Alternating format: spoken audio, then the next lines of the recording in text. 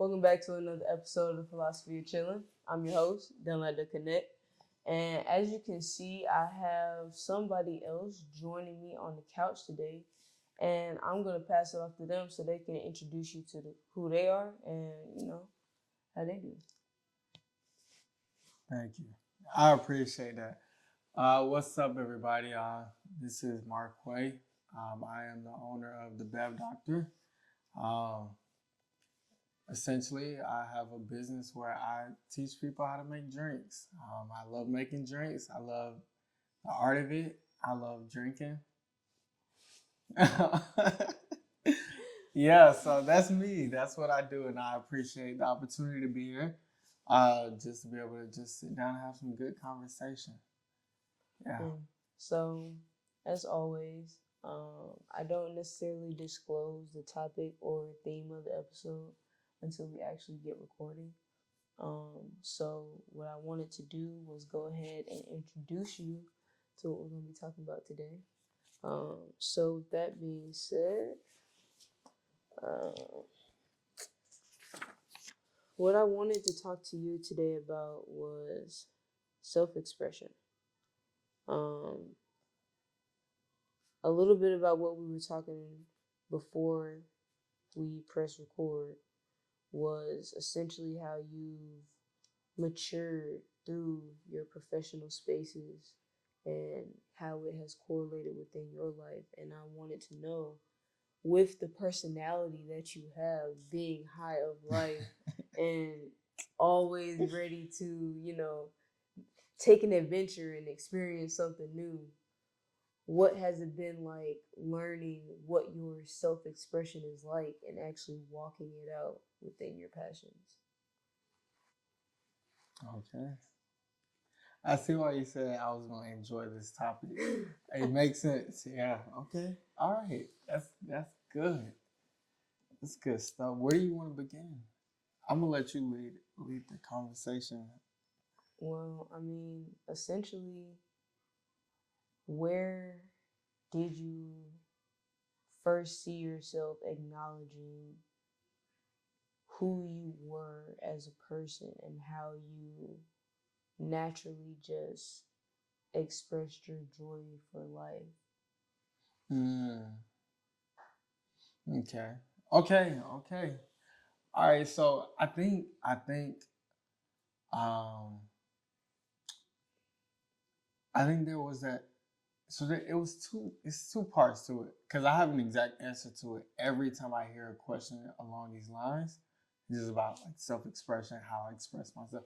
So there's like a before I was an adult and then after I was an adult. I think that's what it is. And my adulthood started at 17. So I pretty much kind of got out there a little early, not too early, but a little early. And it was such a hard path navigating through that. No parental support, like you just out there, whatever. That I just started to feel like, what made me happy in a day was making other people happy. Mm-hmm. I realized that, and it was like an epiphany almost. And it was like when I would go to school and I'm going through all this, living in a hotel, not knowing where the next meal is coming from, having to work 2 jobs at McDonald's, all while still being a full-time student in high school. Mm-hmm. You know what I'm saying? Once an excelling student at that. Yeah, that was actually my best academic year ever. Mm-hmm. And school period, all A's, 1B, yep. Both semesters. So that shit was tough. But that's where I really figured out expression. I knew my happiness, my expression essentially comes from giving that same energy to other people. That's where it would come from. That's real. Because I've been privy to understand what that transition has looked like, it's definitely the reason why I selected this topic today, because it causes for so much frequent attention and which leads to our experiences, of course, but to get down and be able to sit and talk about where that motivation actually comes from. Because come on, it's Quay. Like Nah. everyone knows Quay for being the personality of the show. Like, come on now. Nah. So I know just from experience that it may look like on the surface level, but deeper is more to that. It is. You're right. So like, how was that transition in starting to identifying this is where I'm at, this is what I'm dealing with, and now how am I trying to channel what I am gravitating towards, whether it be in any state that I'm in, but to essentially be allowing it to culminate my personality. Like, where did you start defining? Because I know for me personally, I saw a lot of definition happening to you towards the end of high school, where your more maturity starts setting in. But at the same time, it wasn't just maturity, but you just started speaking who you were more confidently. You know what I'm saying? So how did that start translating into the recognition of, okay, this is what I understand to be true for myself, and this is how I'm going to walk it as I'm building this repertoire of how you know me as Quay. Does that make sense? It's a complex question. Okay. But it has a simple answer. I don't really talk about these things often. I don't ever have to think like this. Seriously. I don't know. I think what I just discussed, that was a pivotal point in life. And then when I really started, like you said, get the confidence to express who I am or whatever that looks like, I think it just came from knowing that I really didn't have anybody else's like advice to depend on. I pretty much had to be confident in every decision I made for myself. Once you decide to leave home and operate as an adult, you have to be fully confident that I'm gonna be okay. Like, I'm gonna survive, whatever. So I guess starting there, having that mentality, it carried forward to where I didn't have to live that way no more. So now, instead of focusing so much energy and being an adult, being serious, paying bills, trying to live, I gotta channel it more into like a creative side, if you will. I think the creative side is what took me to college. I think that's what helped me succeed in college as far as I wanted to. I think that helped me in entrepreneurial ventures. My personality is everything. It's in everything I do. So I think my way of expressing it shows in different ways. I don't know. Yeah. I mean, to me, knowing who you are and the type of quality that you not only expect for yourself, but what you put into your work is just the reason why I wanted to, ask you these questions, because I see the intentionality in it. Like, it's not something that you just, okay, cool. Even if you have the idea, there's methodology behind it. Yeah. So for that process to be identified, or at least to understand, like, yo, this passion, this is what I want to put my energy into. Yeah. How was it for you to start experiencing the different levels of professional development in your businesses and everything else? Okay, so I guess it started, I would say, age 19, 20 was very, that's where I seen the most growth in personal development. So I guess once the pandemic hit, that just bred a whole new level of it. Summer year after freshman, the first year of college, which was 2019 summer, that was the year I first started an entrepreneurial venture, started making t-shirts, right? This is in my dorm. This is, summer semester. I'm an orientation leader, whatever. I got time. So I started making shirts. I started making shirts for people, organizations, teams, whatever, school systems, whatever it was. Cool. That was just a side hustle in college. once we got into the next year, which was the beginning of 2020, right when the pandemic hit, okay, and that's also when all the riots and all that was I going was on as documenting well. that shit. Yeah. So I just had the wise idea. I was doing well for myself at that time. I had been getting unemployment, like many of us. No, for real. And I put it to a good use. So I had this wise idea. I was like, man, I already make shirts. I want to be able to support what's going on right now in some way, but I want to be able to do it in a way that I know I'll enjoy, because I'm not really the like go out and cause havoc type of person, but I still stand for what's going on. You know what I'm saying? So I was like, okay, I can take what I do, which is make shirts, and give that to the people as a way of being another voice to what's going on. So I made the Black Lives Matter design with the fist in it inside the word black. And I would go out and I would sell these shirts, you know what I'm saying? Just sell these shirts because I support what's going on. But I also want to use this as an opportunity to see what it's like to sell shirts at a higher, like, you know what I'm saying, a higher level of attendance anywhere that is. So I did that. That started my real entrepreneurial like mindset, bro, because it was successful. It was very successful. So where like the idea was just crazy at the time. I called my brother up. I said, "Hey, yo, I have this idea, and I'm about to go buy 100 shirts, all the materials for it, and I'm gonna make it overnight, and we're gonna go to this protest tomorrow and sell them." He was so with the idea. He was like, "All right, bet," because he already knows how I am, like when I feel confident about something. So he like, "Bet, let's do it." We stayed up and we made shirts until 8 o'clock that morning. Ooh, 10 that's o'clock. How you know it's gonna be good. Yeah, 10 o'clock p.m. to 8 o'clock that morning. Yes. And we ended up with 112 shirts. I will never forget these details. Like, you can't. Like, went out there, lived it. Like, yeah, I definitely did. It was a lot of hard work. I will say that. Went out there and sold every single shirt in like 2 hours. That was a lot of money. I ain't gonna lie. As a 20-year-old kid, all the shirts were going for what was it? It was 20 for one, 15 for two, 13 for three. Like each. You know what I'm saying? And man, people were just buying them up. So then I look up. It was so much money coming out, I couldn't keep up with it.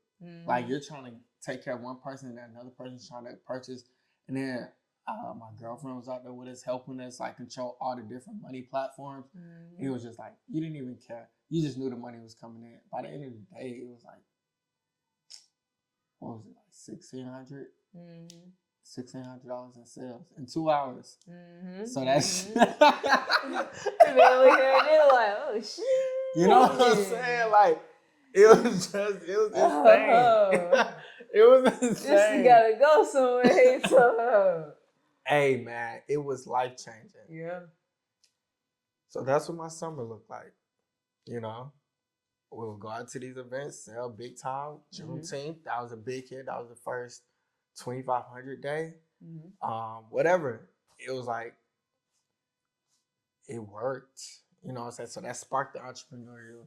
Like, okay, I gotta make it work. Like, you know what I'm saying? Once you reach a certain amount that you made in a short amount of time, you know, like, okay, I can only go up from here. You're looking for the next you know goal. What I'm saying?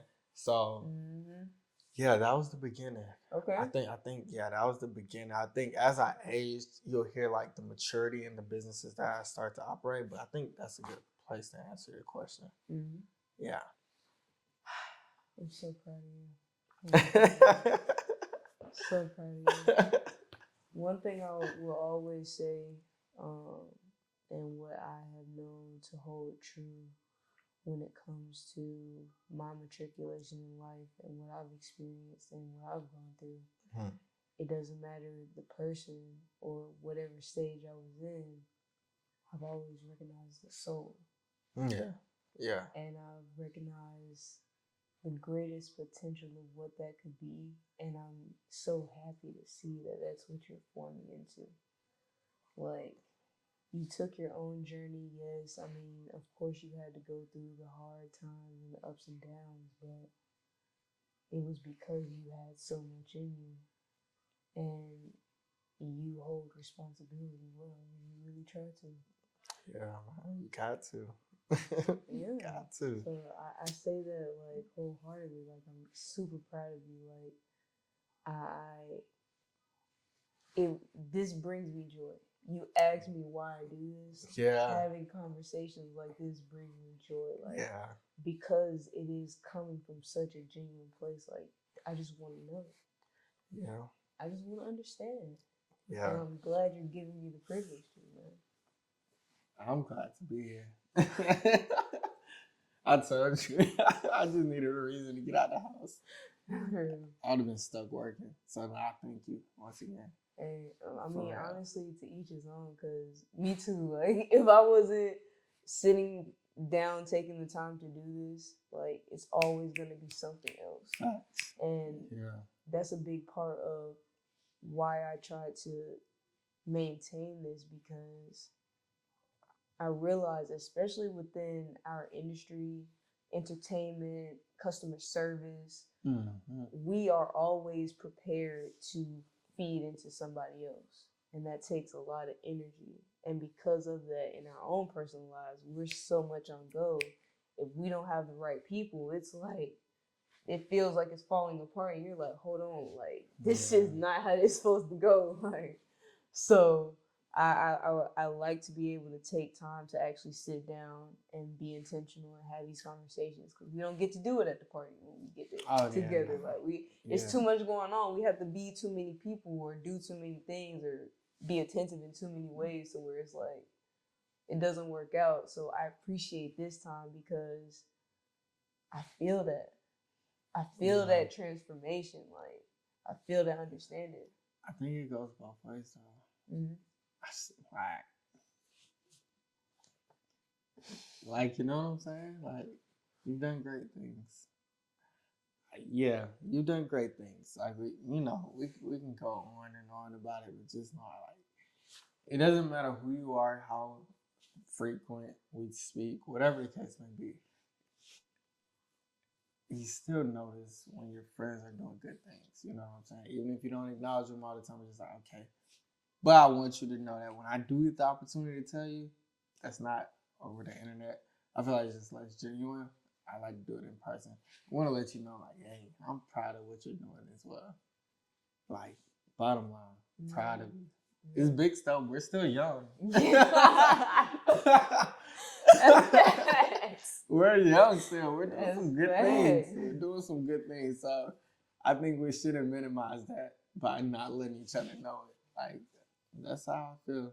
Yeah, that's real. And I share that same sentiment, because I was just talking to Amir about this too. Mm-hmm. That I feel like that's what has kept us connected for this long, because we're not afraid to step into that and be like, oh, I see that. Mm-hmm. Like, fuck shit. Like, when I get a chance to tell you, like, it don't matter what's going on. Fuck shit. Like, I'm with you. Yeah, facts. Yeah, that's real. That's very true. I think we just kind of get it. Mm-hmm. We kind of get it. Everybody don't get it. We kind of get it. That's real. You know? So I did want to ask you, going into your recent venture, what you're doing now, the Bev Doctor. Man, you talk about videos, boy, that shit clean. It made me want to get the drink. You know what I'm saying? Like, I'm sitting here like, yo, this don't look technical, you feel? Yeah. Bev Doctor is dope. I'm not gonna lie. Even though they don't know the conversation we had prior to this, but Bev Doctor did not come about just so quickly. It was kind of something that actually I purchased the licensing for the business and filing the business a year and a half before I ever showed the world anything about it. You know what I'm saying? Mm-hmm. So this has been something that, like I said, like when it just sits and cultivates, like little by little, it makes more sense over time until you're ready to present it to the world. That was definitely one of those things. Mm-hmm. I didn't realize. Okay, so okay, I want to say something, and then I want to kind of make it sound better. Okay, for sure. Go ahead. Okay, so this is how Bev Doctor really came into play.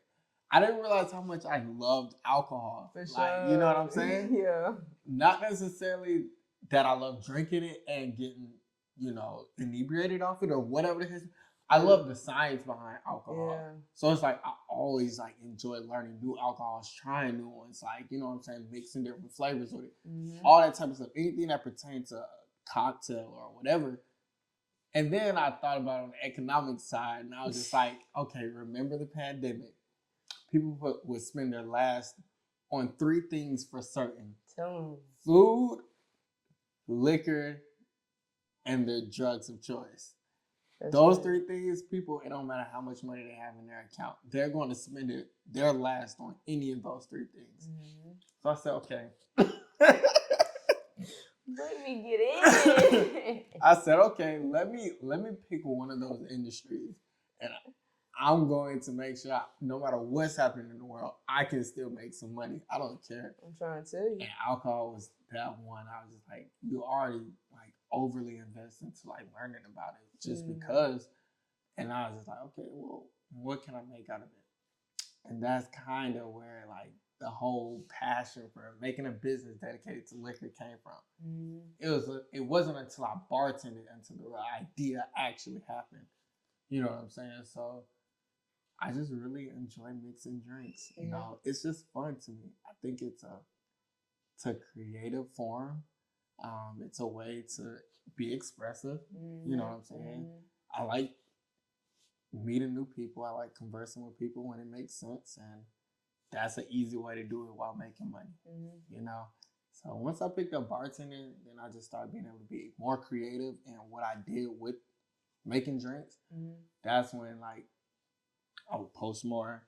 Every time I post, a lot of views because people are commenting, whatever. And it's just like it kind of went from there to where like, okay, I'm gonna take this shit. I want to take it serious, you know. Like I made a lot of money and I enjoy doing it, and people clearly enjoy watching me do it. So let's see where we can go with this. You feel me? And that's where the idea cultivated from. I love it. I mean, honestly, it definitely suits your talents.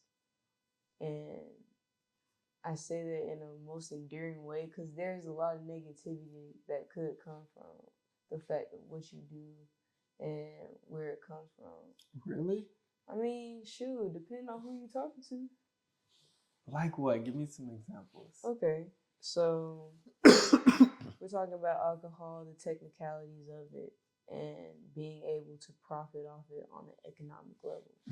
Some will say that reflects a lot of spaces that hierarchy corporations have scrutinized over the years, and people in higher profiles have profited over that for years. But at the end of the day, what has that done to the people that are consuming these things that don't know how to appropriately manage and be responsible in that usage? Okay.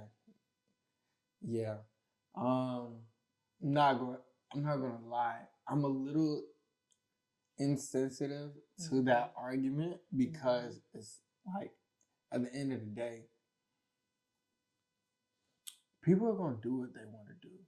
That's kind of how I feel about it. Like I don't blame the people who make alcohol and sell it to people, even though you know what demographic of people would divulge in it, whether it's healthy or not for them. It's kind of not their fault. Like it's an addictive substance, so do with that information what you will. You know what I'm saying? So people have their own decisions to make. Just like I don't blame. Okay, I ain't even gonna go that deep. That's I'm not gonna go that far. But I think you know where I was headed with. But my thing is like I don't feel no way about that statement. I don't, because I know what it's been like when I've had the money for it to just do it in leisure, just because I feel like it, whatever, and spend whatever amount I want on it, just because it's in leisure. It's not nothing I do often.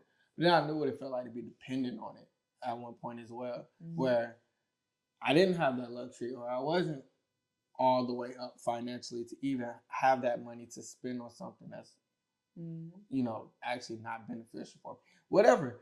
So I know what it feels like to be on both ends of the stick. So it's just like, I can't blame the people who make it. I'm the one that's consuming it. You know what I'm saying? I'm the one that's buying it. So I can't really, we can't really blame them. I rather put that money in a black man pocket anyway. If they are, I don't know if people purchase black-owned brands, but I do. I definitely do. I'm tell you. Yeah, they make them, y'all.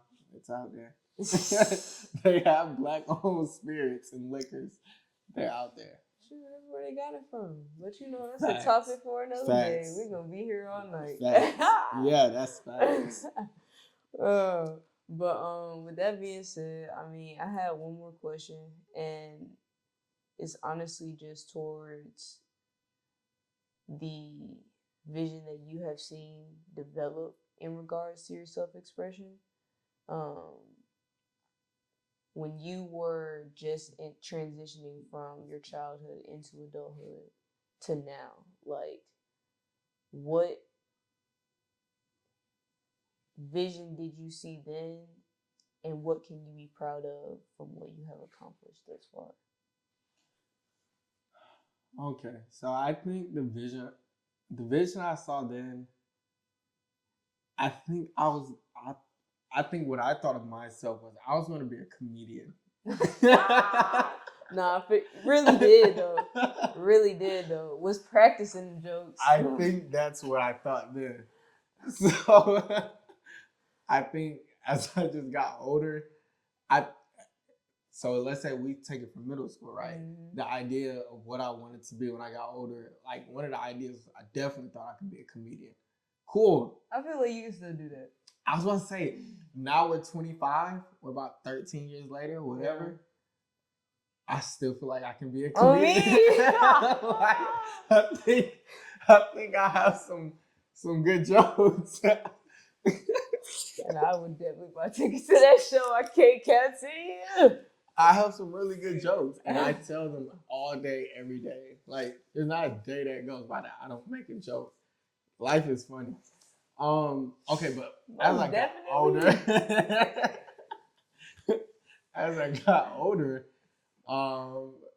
dang, I forgot the question now. You got me thinking about telling jokes. Okay, self-expression. How have you seen your vision evolve? Okay. From then to now. Okay, cool.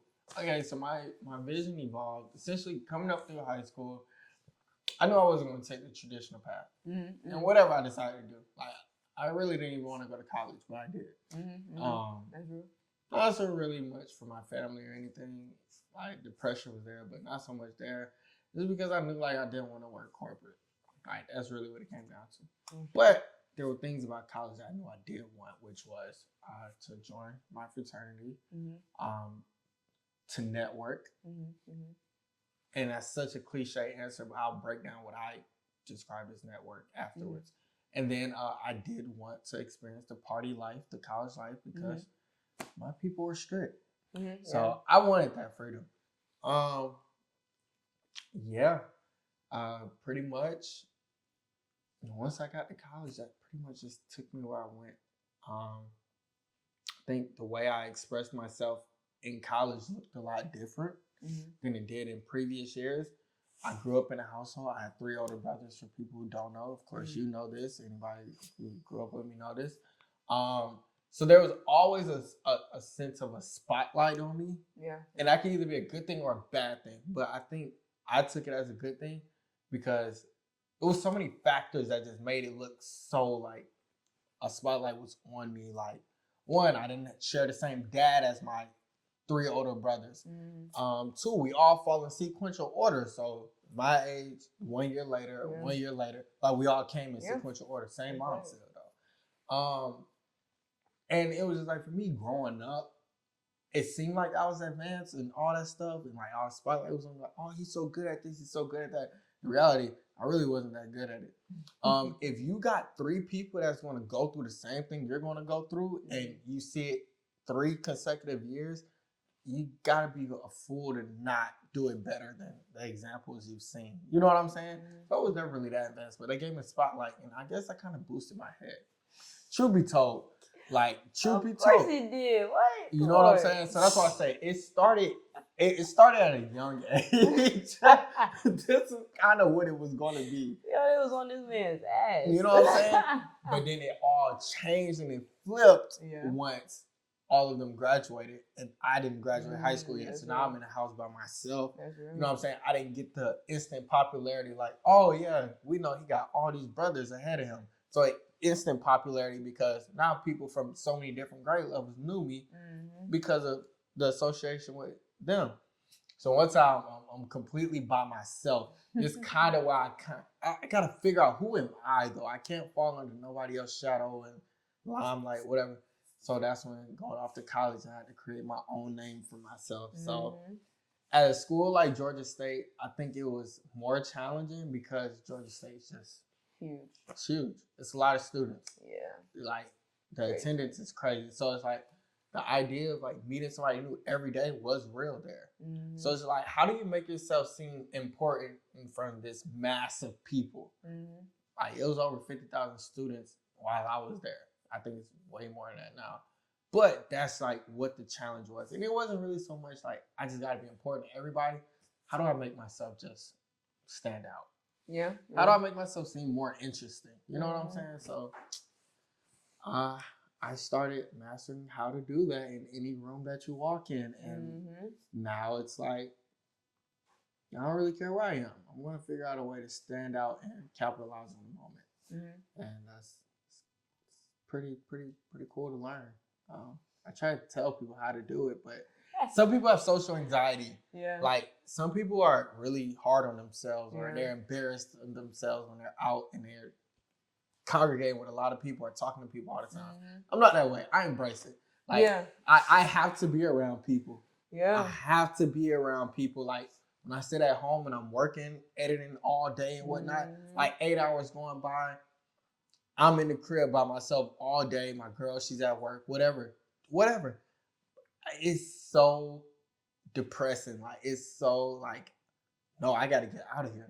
I haven't talked to anybody today. I haven't, I feed off people's energy. So that, like, gives me more energy. It's weird. I understand it. But that's me. So it's just like, man, I don't know, man. Now I'm just like an energy ball, a ball of energy. That's what I would say. You've always been a ball of energy. Yeah.